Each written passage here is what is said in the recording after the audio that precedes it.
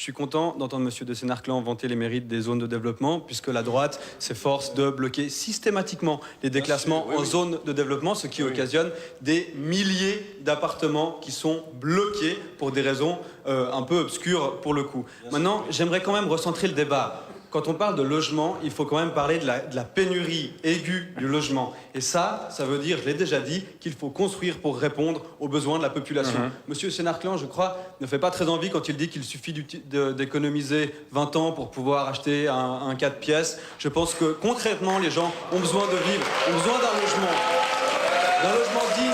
Et ils en ont besoin maintenant, immédiatement. Ça veut dire que l'État doit se donner les moyens. C'est dans la Constitution, c'est dans la loi. L'État doit se donner les moyens de léger ces gens-là. Il y a une chose dont on n'a pas parlé, c'est aussi des logements qui restent vides. Ah, vous avez manifesté d'ailleurs.